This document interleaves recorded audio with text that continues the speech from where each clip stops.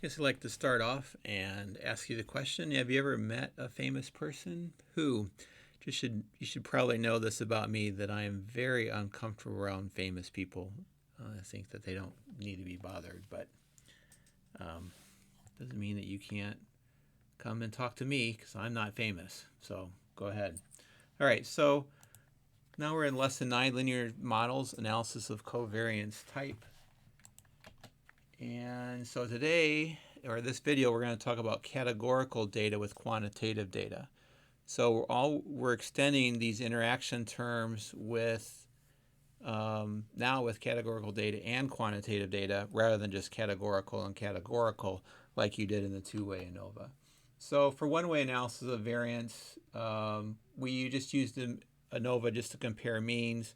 Again, if you have indicator variables for k groups, you only need k minus 1 indicator variables. You can pick a single group as the reference group and make those all 0. And there you have a typical model, typical linear model. And then it's the same thing as saying all the means are equal, and it's the same thing as saying all of the betas are 0. And the partial slope is the difference between the mean of the group and its reference group. The mean would be eventually beta naught plus beta I. But when a problem has more than one factor, using indicator variables for multiple regression is much more flexible and practical than our earlier methods. So again, fewer tools and more experience with each. So what we can do is use some of our tools from linear model. For example, we could use backwards elimination method to find the reduced model to determine which means differ. Of course, we need to do residual analysis first to make sure our assumptions are go. Then we talked about two-way analysis of variance. And the first question was, is there interaction? Use the partial F test with all of the interaction terms. And if there's not any interactions, are there any differences between the averages? And there you use the partial F test and a subset of the remaining terms without the interaction terms.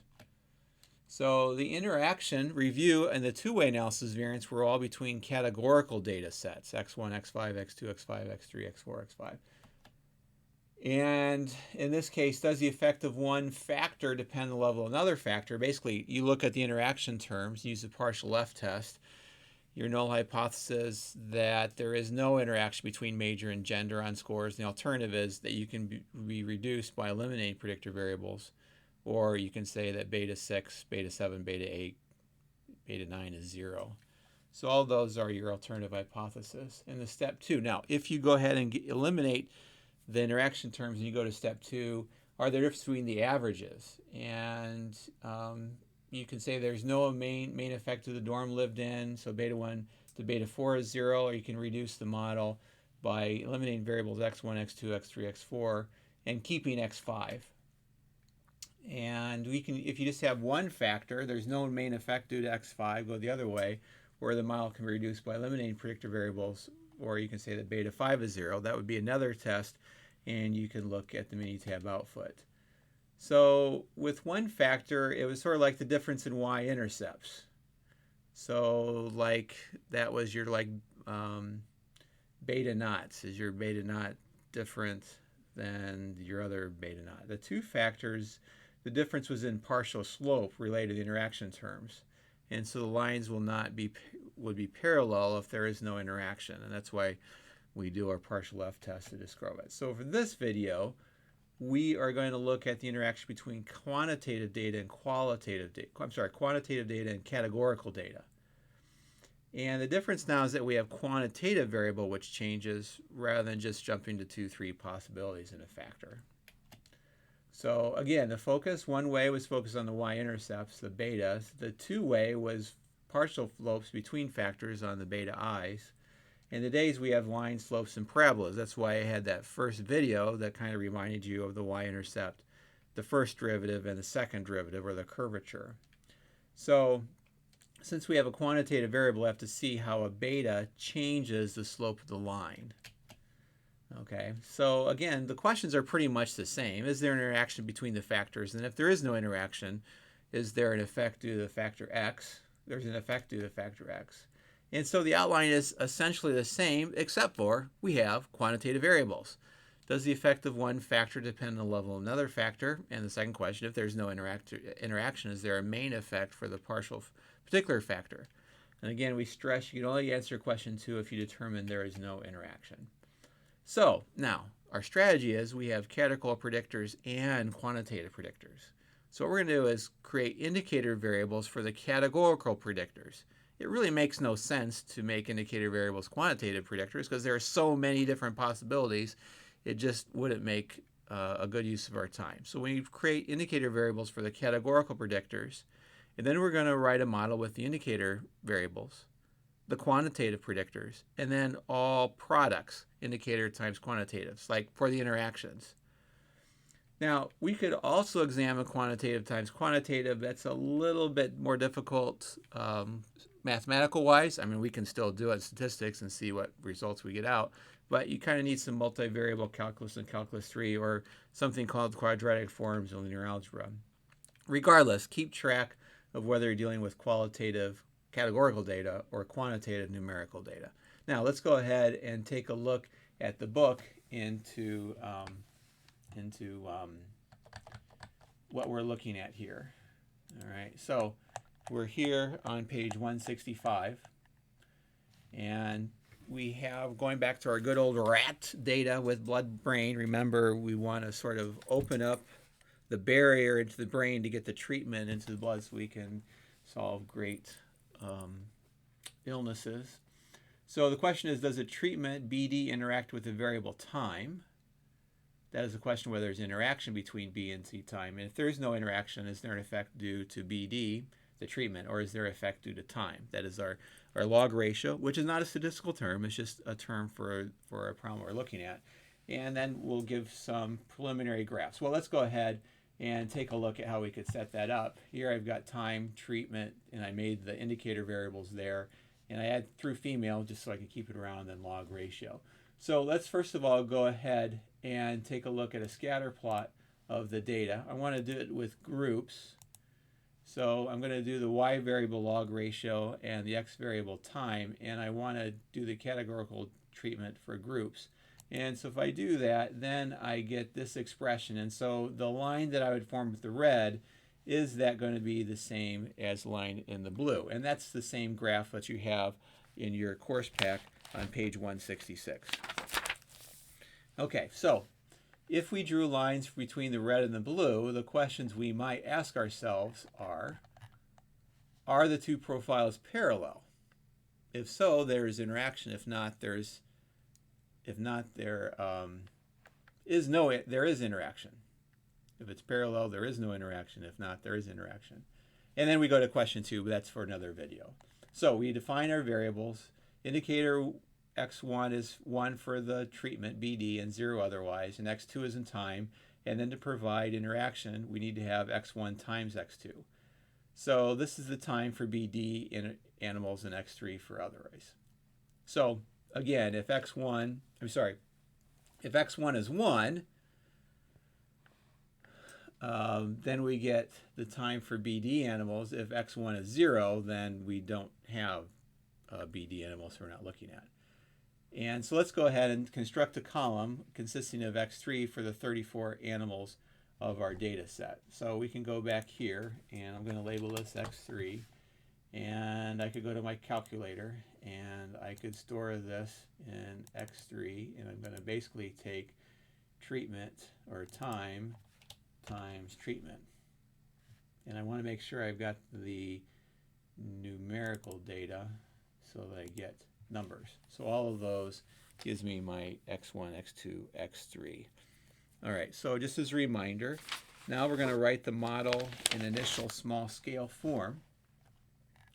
And so what we have here is beta naught plus beta 1 x1 plus beta 2 x2, beta 3 x1 x2. So now if x1 is 0, that's the control group, we would have this example down here. The model equation would be beta naught plus beta 2 x2. Kind of think of that as the y-intercept form of a line. This m is the slope beta 2, and the intercept is beta naught. However, if x1 is 1, then I plug in 1 in here for x1, and I get beta naught plus beta 1 plus beta 2 x2, and 1 in for x1, I get beta 3 x2. So my y-intercept for this one is beta naught plus x beta 1, and my slope, or my first derivative, is beta 2 plus beta 3. let's go ahead and see if I can draw this on the this example. So one thing that you'll have to realize is that the control is beta naught. So this y-intercept is the point 0 beta naught, and the treatment is, here is my time is at 0, and this is going to be beta naught plus beta 2. Now you just have to recognize that beta 2 is negative. All right, so you have to like subtract beta 2. The difference between here to here will give you beta 2. All right, now from that that first part, remember that this would be our slope, would be our rise over our run. So our slope here is whatever this value is over 1. Well, this has to equal beta 1. Well, so what has to go up here? Well, that's beta 1. And so this slope right here, this picture kind of tells you what the slope is. This slope over 1. Because remember, it's rise over run, and so if the run is just 1, then the rise is the slope. All right?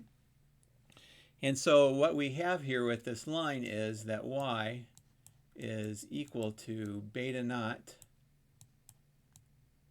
plus beta, I'm sorry, this is actually 2, beta 2. Change that for a 2. I guess I could have erased that. Beta 2x. Again, the beta naught's the y-intercept. The beta 2 is the slope of this line. All right, now let's try for the other line, remembering that beta 2 is negative. This slope here, well, for this line right here, you've got y is going to be equal to beta naught plus beta 1.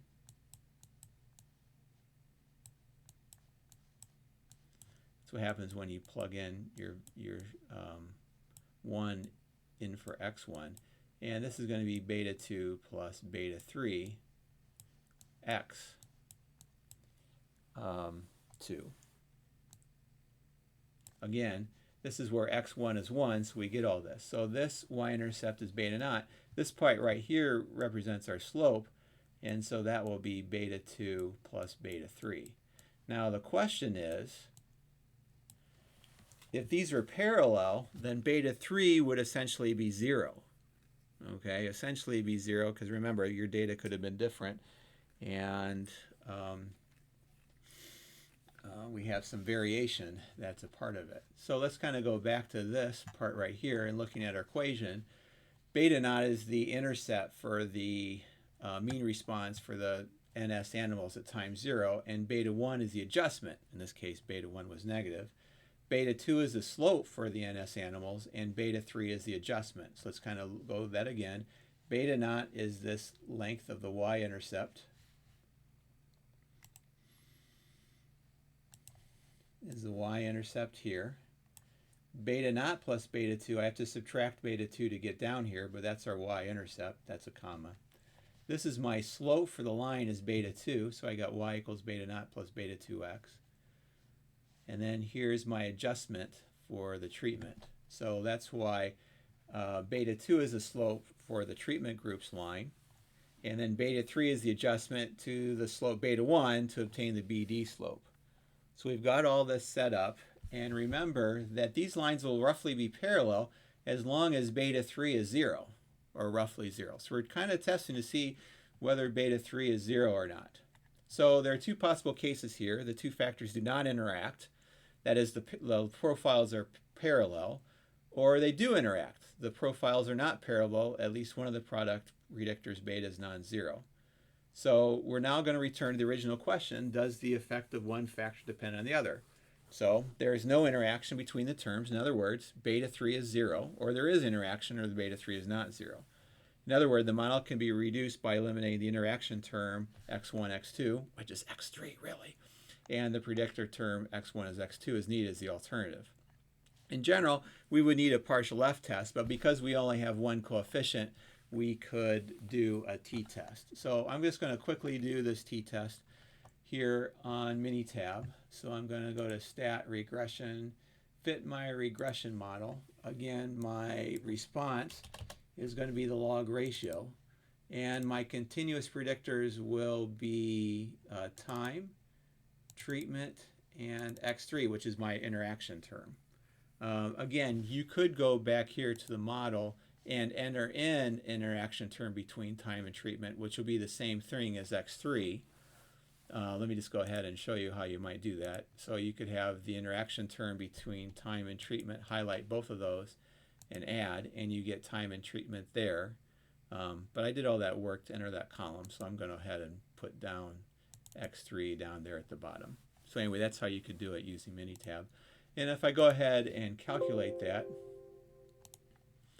all right, so I needed a model here. I needed the 4 and 1 plot. I want to plot the residuals versus the variable x3, treatment, and time. I want the 4, and might as well do my residual analysis while I'm at it. If I take a look at it, my x3 has a t-value of 0.3. Right here is 0.3. And since my null hypothesis is that at 0, I get 0.13 minus 0 over its standard error, 0.0145, and I get a p-value of 0.9. Well, that's very likely to happen, so we can conclude that we would not reject the null hypothesis and thus conclude that they did not give any evidence sufficient to say that the treatment interacts with time, which is what we say right here. Okay, so then we can go ahead and look at, we've eliminated the interaction term, and we can move on. Okay, we'll try this again, going to question 2, is to say, is there effect due to the BD treatment? And there's going to be something interesting that comes up there.